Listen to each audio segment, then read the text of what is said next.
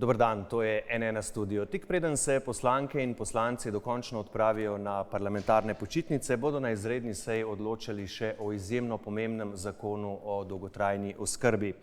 Koalicija z njim zelo hiti, vlada ga je sprejela na dopisni seji, brez obravnave na ekonomsko-socialnem svetu, po nujnem postopku ga sprejema tudi parlament, za javno razpravo je bilo na voljo le 5 dni. Kljub temu, da gre po besedah pristojnega ministra za največji korak v 30 letih na tem področju. A tisti, ki se s tem v Sloveniji ukvarjajo, tako kot že pri zakonu prejšnje vlade, opozarjajo na številne pomanjkljivosti, predvsem glede financiranja dolgotrajne oskrbe, obsega storitev, zagotavljanja njihove kakovosti, izvajanja, nadzora in tudi zagotavljanja ustreznega kadra. Bo torej zakon dosegel svoj namen, bodo ljudje dobili oskrbo, ki jo potrebujejo. Z mano tu v mobilnem studiu v preddverju velike dvorane Državnega zbora sta današnja gosta, minister za solidarno prihodnost iz vrst Levice Simon Maljevac, pozdravljeni, in prejšnji minister za delo, zdaj vodja poslanske skupine opozicijske NSI, Janez Cigler Kralj. Dober dan, dobrodošli. Začniva pa midva, minister. Danes ste pred začetkom seje ponovili, da pričakujete podporo zakonu, da je zakon dober, je nujen, ljudje ga potrebujejo. Rekli ste tudi, dovolj smo razpravljali, čas je za dejanja. Zakaj se vam o tako pomembnem zakonu, pravite, da gre za največji korak v zadnjih 30 letih, ni zdelo vredno razpravljati in katere so njegove najbolj bistvene rešitve? O zakonu o dolgotrajni oskrbi v Sloveniji razpravljamo že preko 20 let. Imeli smo na mizi 5 zakonov, o vseh je se diskutiralo, pa navadi se je zapletlo ravno na točki financiranja. Tokrat pa smo se kot vlada odločili, da je to tudi del osnovnega paketa dolgotrajne oskrbe in je financiranje tisto, ki zagotavlja samo izvajanje dolgotrajne oskrbe. Poleg tega smo starajoča se družba in storitve, ki jih zakon prinaša in dodatno spravlja v življenje, so tiste, ki omogočajo varnejšo starost našim bližnjim in pa tudi vsem tistim, ki dolgotrajno oskrbo potrebujejo. To je od oskrbovalca družinskega člana do pomoči na domu, kar pomeni to, da bo oseba dejansko dobila primerljivo storitev, ki jo ta trenutek dobi v instituciji, tudi na svojem domu, institucionalno varstvo, ki ga vsi dobro poznamo, e-oskrba in pa denarni prejemek. Ampak določene stvari v bistvu ste tudi zamaknili, v bistvu imate neko časovnico. Zakaj ste se odločili za postopno uvajanje elementov iz tega zakona? Ja, zakon mora biti izvedljiv. Dejansko, glede na tesno časovnico, kar je rezultat tudi vseh zapletov v zadnjem letu, kar pomeni referendum glede zakona o vladi, torej se je naše ministrstvo lahko ustanovilo šele letos, pred parimi meseci, in smo dejansko lahko začeli na zakonu delati šele na tisti točki. A prej pa niste mogli, ko ste bili državni sekretar na ministrstvu? Prej je bilo pristojnost razdeljena med več ministrstv, ni bila tudi v moji pristojnosti. Zakonom o vladi je dejansko ta tema prišla pod pristojnost Ministrstva za solidarno prihodnost. Zelo veliko smo diskutirali, ta časovnica je usklajena tudi z vsemi deležniki, namen je pa predvsem to, da je izvedljiva. Torej, storitve morajo biti dostopne in izvedljive na terenu, zato je tudi postopno uvajanje. Gospod Cigler Kralj, v prejšnjem mandatu je zakon v bistvu pisalo Ministrstvo za zdravje pod vodstvom ministra Poklukarja, ampak tudi vi ste bili vključeni v ta proces. Sedanja vladna koalicija je prišla z novim zakonom. Ga boste podprli? Kaj v zakonu vas najbolj skrbi? Ta zakon najprej smo čakali zelo dolgo in je bil sprejet decembra 2021. Torej, korak, ki ga zdajle obravnavamo, ta drugi zakon, je v bistvu drugi korak in če se navežem na ministra Maljevca, je to korak nazaj.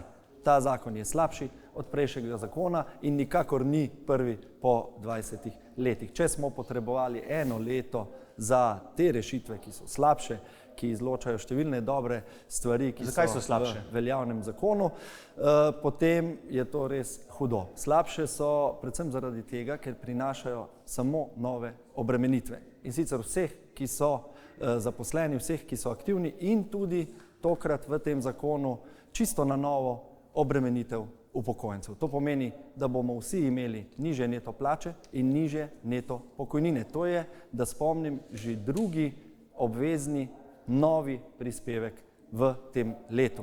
In občutek imamo, da se niso ravno potrudili pri iskanju finančno nevtralnih rešitev uvedbe dolgotrajne oskrbe, ampak so šli po najlažji poti, torej vzemimo ljudem iz žepov. To je največja kritika strani NSI na ta.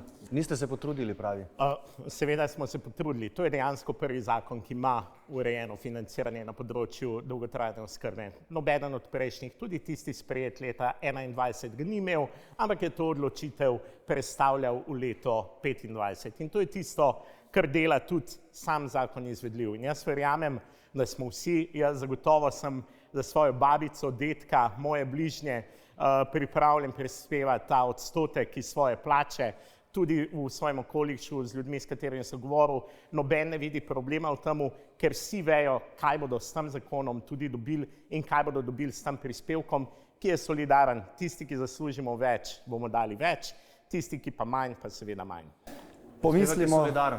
Pomislimo na prejemnike pokojnin, ki so tudi ali pa bodo uporabniki dolgotrajne oskrbe. Po zakonu, ki so ga sedaj predstavili in ga obravnavamo, bodo 4-kratno obremenjeni, od tega vsaj 2-krat na novo. In sicer nov obvezni prispevek za dolgotrajno oskrbo po tem zakonu in pa še nov samo prispevek uporabnikov dolgotrajne oskrbe po letu 2028. Torej samo bremena. Ob tem, da uporabniki dolgotrajne oskrbe, torej stanovalke, stanovalci domov ali pa koristniki drugih pravic iz dolgotrajne oskrbe, že sedaj jim bodo tudi plačevali oziroma doplačevali hotelski del in storitev in še morali bodo plačevati nov obvezni prispevek, torej iz dopolnilnega zdravstvenega zavarovanja, ki zdaj postaja obvezno breme. Če ponovim tu, boste dobili besedo, seveda minister, ampak bi samo tu še enkrat ponovil te prispevne stopnje, odstotek bruto plače delodajalci, odstotek zaposleni upokojenci, 1% od neto pokojnine,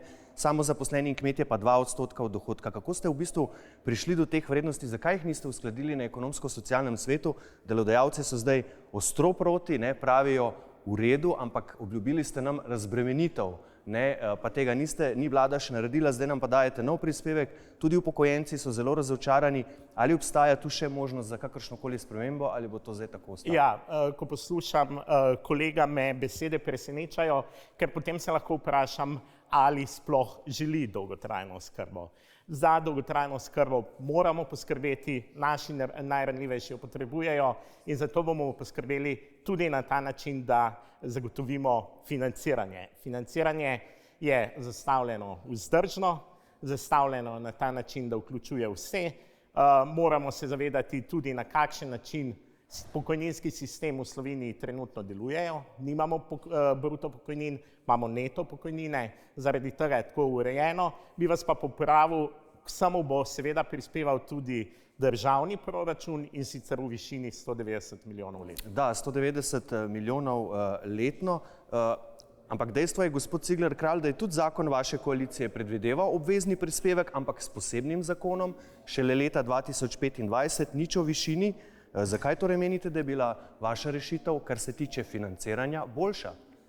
Torej, obvezni prispevek, kot ga uvaja sedaj minister Maljevac oziroma ta vlada, smo v NSi preprečili. Spomnite se, tudi vaša televizija, vaš medij je poročal o tem, da je Tomaž Gantar želel uvesti na podoben način prispevno stopnjo, ki smo jo mi ustavili in se zavezali, da bomo poiskali finančno nevtralne rešitve. In poglejte, če bi ta vlada samo pustila uvajanje naše dohodninske reforme, bi pravzaprav dosegli ta cilj, ljudem bi ostalo še nekaj več, ob tem bi pa uvedli dolgotrajno oskrbo brez uvajanja novih bremen, kar bi bilo izjemno pomembno. Poleg tega pa smo mi imeli res ne samo načrte, ampak tudi že izvedbo, da bi v dolgotrajno oskrbo pripeljali čim več evropskih sredstev, kar nam je v veliki meri že na začetku uspelo. Ustanovili bi demografski sklad, ki bi prispeval stabilno sofinanciranje letno iz državnega lastništva. Niste imeli pa nobenih zneskov določenih, tega pa ni bilo. Seveda zneski so bili zelo natančno določeni, ampak hkrati pa vemo, da je stvar dinamična. Zaradi dolgožive družbe seveda so stroški višji, kot bi bili sicer, tudi COVID epidemija je svoje prispevala in ker gre tu za kombinacijo socialno-varstvene in zdravstvene storitve, je izjemno pomembno, da imamo natančne preračune, predvsem pa stabilne vire in da ne obremenjujemo plač in pokojnin ljudi. In to je ena večjih kritik NSI temu zakonu. Poslušamo, saj to nismo sami ugotovili, ampak poslušamo stroko, poslušamo domove za starejše, ki pravijo, še zdaj ne vemo, kaj bo iz katerega vira financirano, kaj bo iz obveznega zdravstvenega, kaj bo iz novega obveznega zdravstvenega prispevka in kaj bo iz tega prispevka za zdravstveno zavarovanje. Torej, zmeda in ta zakon je neizvedljiv. Ja, gospod Cigler Kralj je jasno povedal, ne? Financiranje in odločitev glede financiranja so premaknili v prihodnost. Tega mi kot vlada ne želimo početi. Financiranje je integralni del dolgotrajne oskrbe in kot takega moramo rešiti skupaj s sprejemom samega zakona. Na ta način tudi vsi državljani in državljanke dobijo celo sliko. Ne samo delno, vejo, kaj bodo morali prispevati in kaj bodo za ta denar tudi prejeli. Zdaj, glede financiranja, po oceni vašega ministrstva je treba zagotoviti 960 milijonov letno, od tega bo proračun prispeval 190, to ste rekli. Preostali znesek potem z obveznim prispevkom, ki prihaja 1. julija 2025, zdaj predvideva pa tudi lastno udeležbo, torej da uporabniki sami doplačajo k storitvam. Najprej ste v zakon napisali, da je to od leta 2032 naprej, zdaj je bil pa sprejet v četrtek na odboru za delo koalicijski amandma, da že od leta 2028 naprej. Zakaj? Ja, dolgotrajna oskrba je živ sistem, ne? Kakšni bodo stroški v prihodnosti, je težko predvidevati, moramo imeti pa določene varovalke, da je sam sistem vzdržen. Leto 2028 je vseeno 5 let od danes. Do takrat bomo imeli tudi še bolj jasno sliko, kar se tiče potrebnih stroškov in se ravno glede točke financiranja lahko, če bo potrebno, ponovno pogovorimo. Na ta način je pa sistem vzdržen, dolgoročno in zagotavlja samo izvajanje. Ampak koliko bodo morali ljudje doplačevati potem? 10 odstotkov, 20 odstotkov, koliko bo tega doplačila? Če bo ta klauzula stopila v veljavo, je 10 odstotkov predvidenih od leta 2028 naprej. Kaj pravite na to, gospod Cigler Kralj? Lahko rečem, da od obravnave tega zakona naprej lahko začnemo novo delitev na politično levico in politično desnico. Politična levica gleda predvsem na to, kako iz žepov ljudi potegniti čim več in to prerazporejati, torej sporoča ljudem, da oni znajo bolje razporejati denar ljudi. Na drugi strani NSI kot del politično desne sredine gleda predvsem na to, da uvajamo finančno nevtralne rešitve. Torej ljudem mora ostati več, ker oni najbolje znajo razporejati svoj denar. In tu smo priča ne samo uvajanju novega davčnega in prispevčnega bremena vseh, ki delajo in tudi upokojencev, prejemnikov pokojnin, ampak celo obremenitve na zalogo, če slučajno načrtovana, planirana sredstva ne bodo zadostovala. To se nam zdi pa v Novi Sloveniji res nesprejemljivo, ker pravzaprav poslabšuje na zalogo položaj ljudi. Ali mislite, da bo minister Maljevac, če bo še takrat v položaju ministra, ta prispevek, samo prispevek vseh uporabnikov dolgotrajne oskrbe ukinil, če bodo ugotovili, da je denarja iz drugih virov dovolj? Ga boste? Seveda, to je tudi namen, ampak še enkrat, dolgotrajno oskrbo morajo prejeti vsi, ki jo potrebujejo, ne samo tisti, ki si jo lahko privoščijo in jo plačajo v celoti iz žepa. To je osnova, jaz upam, da se tu strinjava. To je osnovni steber socialne države, ki trenutno ni dovolj razvit in ga moramo v prihodnjih letih na ta način vzpostaviti. In cilj zakona, in verjamem, da vseh nas, ki danes sedimo tu, je poskrbeti za naše najranljivejše na čim boljši način in verjamem, da zakon, ki je danes na mizi, to ureja. Gospod minister, zakaj ste se odločili, da bodo vstopna točka za dolgotrajno oskrbo centri za socialno delo? Ti zdaj opozarjajo, da pri pripravi zakona sploh niso sodelovali, da kadrovsko ne bodo zmogli, po nekaterih ocenah jim manjka kar 400 ljudi, da bodo nujno potrebovali delujoč informacijski sistem, zato da se jim ne bi ponavljale kakšne zgodbe iz preteklosti. Kako odgovarjate na te njihove skrbi? S centri za socialno delo smo se seveda pogovarjali, ustanovili smo tudi posebno delovno skupino, v okviru katere bomo razvijali sam začetek delovanja vstopne točke, v kateri je skupnost centrov tudi vključena. Zakaj pa gospa Tatjana Milavec je v četrtek rekla, da pri pripravi zakona niso sodelovali? Z njimi smo se dobili, mislim, da 5-krat, vse skupaj predebatirali sam zakon in kot rečeno na vzpostavitvi vstopne točke delujemo. Zakaj centri za socialno delo? Zaradi tega, ker samo storitev hočemo približati ljudem. Jaz verjamem, da je to tista točka, kjer bo vsak imel možnost povedati, kaj potrebuje in bo posledično storitev mu bolj približana. Kaj nismo hoteli? Nismo hoteli, da bi dolgotrajna oskrba potekala preko kljukanja, preko pregleda zdravniških izvidov in tega, kar komu pripada, ampak da je storitev, ki jo bo dobil, res prilagojena tej osebi posebej in da bo res naslavljala njegove potrebe. Gospod Cigler Kralj, zakon vaše koalicije pa je kot vstopno točko za dolgotrajno oskrbo predvidel enote Zavoda za zdravstveno zavarovanje. Zakaj menite, da bi bila to boljša rešitev? Kaj bi bilo drugače? Vsekakor bi bila to boljša rešitev, zato ker bi imel financer pregled nad odločitvami o količini in o tem, katera pravica komu pripada. Vsekakor pa tudi ta rešitev ne bi bila idealna. Mi smo videli idealno rešitev v možnosti enotnega izvedenskega organa, ki bi lahko odločil o pravici in bi potem z upravnim organom, ki bi ga morda vzporedno vzpostavili, pokrili vse pravice, ne samo dolgotrajno oskrbo, ampak osebno asistenco, invalidske komisije, bolniške odsotnosti in tako naprej in bi s tem rešili kadrovski problem, ker bi poenotili to odločanje. Sicer pa mislim, da je to ena izmed večjih vsebinskih napak tega ministra oziroma ministrstva, kajti najprej so napovedali, da bodo dolgotrajno oskrbo prestavili samo na eno ministrstvo, kar jaz z vsemi 4 podpiram, ampak naredili so napako in so zopet izvajanje zakona prestavili na 2 ministrstvi. Ministrstvo za solidarno prihodnost je nekako izvajale zakona, ampak vstopne točke pa spadajo pod Ministrstvo za delo, družino, socialne zadeve in enake možnosti. In to imamo zopet potencialno trenje med 2 ministrstvoma, slabo komunikacijo. Veste, kako teče medresorska komunikacija v Sloveniji. In to mislim, da je večja. Sta pa to 2 ministra iz iste stranke, če lahko kar odgovorite? Mogoče bi vseeno to ne. Trend zagotovo ni.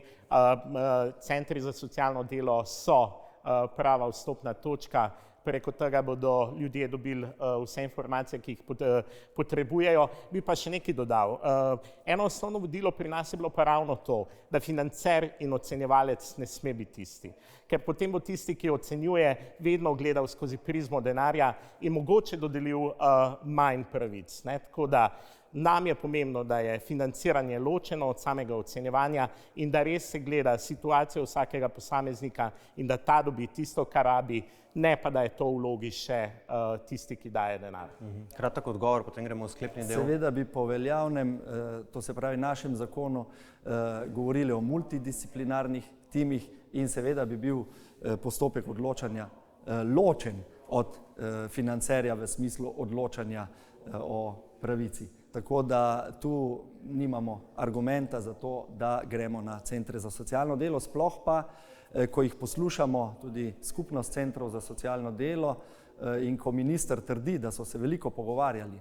To je tudi ena izmed, lahko rečem, hip te ekipe, veliko se pogovarjajo, ni pa nobenega efekta, torej operativnosti ni. Ja, mogoče bi tu dodal. Najprej Ministrstvo za solidarno prihodnost, veste, da je bilo blokirano z referendumom. Lansko leto sam sem na pozicijo ministra nastopil šele 25. januarja, takrat se je šele ministrstvo začelo vzpostavljati. Glede operativnosti, v tem času smo spisali zelo kompleksen zakon, ki je danes na mizi, tako da vse pohvale moji ekipi in tudi vladi za podporo. En del ste pa, to je tudi treba povedati, v bistvu prekopirali iz prejšnjega zakona, to je pa tudi res. Zdaj, v sredo se obeta veto Državnega sveta, danes seveda glede na koalicijski stroj sprejem ni vprašljiv. Kaj sledi potem, gospod minister? Verjetno pač ena izredna seja s ponovnim glasovanjem, to bo predvidoma v petek. Boste predtem morda naslovili kateregakoli od pomislekov opozicije, stroke ali to ni v načrtu? Ker zadnjič je na odboru za delo v četrtek še 105 amandmajev prišlo, potem ko je imela zakonodajno-pravna služba 40 strani pripomb, a ne? Pomisleke ves čas seveda diskutiramo in iščemo skupne rešitve. Marsikaj smo rešili ravno v fazi sprejemanja zakonodaje. Moj cilj in cilj vseh nas pa mora biti, da je zakon sprejet, da stopi v veljavo in da čim prej se začne dolgotrajna oskrba izvajati tudi na terenu. Vi podpirate ta veto, gospod Cigler Kralj? Predvsem se mu ne čudimo tej napovedi, kajti glede na to, da je ministrstvo, ta ekipa povozilo celotno stroko in vse izvajalce, civilno družbo in celo ekonomsko-socialni svet, je edino logično, da bo državni svet, kjer so predstavniki teh interesov, tudi reagiral. Kar se tiče Nove Slovenije, mi temu zakonu nasprotujemo, pozorno spremljamo postopek sprejemanja, dajemo argumente, nismo samo nagajači, ampak dajemo tudi vsebinske predloge glede financiranja, glede tega, da naj se vendarle ohranijo kmetije kot možni izvajalci dolgotrajne oskrbe in da naj se področje dolgotrajne oskrbe ne nacionalizira in omejuje samo na državne izvajalce po milosti, nekakšni milosti morda še koncesionarje, ampak naj se to področje odpre, da se bo resnično dalo pot deinstitucionalizacije. Boste šli samo še to, boste šli v referendum, ker v bistvu je zakonodajno-pravna služba tudi opozorila, da je zakon tak, da je v bistvu ustavno sporno, če se razpiše referendum ali pa če se ga ne razpiše, zaradi tega, ker je pač pomemben del je ta novi obvezni prispevek in o tem ne more biti referenduma. Obenem je pa v zakonu cel kup drugih strani, v katerih bi državljani morali odločati na referendumu. Ste vi za to? Gospod Orešnik, najbolje možno ste povzeli situacijo. Menimo v Novi Sloveniji, da ni samo na politiki, zdaj v tej fazi, ko smo res priča, lahko rečemo, zlorabi postopka, slabi vsebini, napakam, nekomunikaciji z deležniki, da ni več samo naloga politike, da o tem kaj spregovori, ampak da bi bilo prav, da tudi ljudje povejo svoje glede tega, kar je po enem letu minister Maljevac svojo ekipo prinesel. Torej ste za referendum, sem razumel, gospod minister, kaj boste naredili v tem primeru? Najprej bi se rekel to, da če ste na odboru pozorno poslušali, ste strani strokovne javnosti slišali eno zelo jasno sporočilo, da ta zakon o dolgotrajni oskrbi mora biti sprejet. Mogoče so drugačni pogledi, ampak zakon kot tak je v redu in mora stopiti v življenje. Vsi nadaljni postopki so pa postopki demokracije in družbe, v kateri živimo.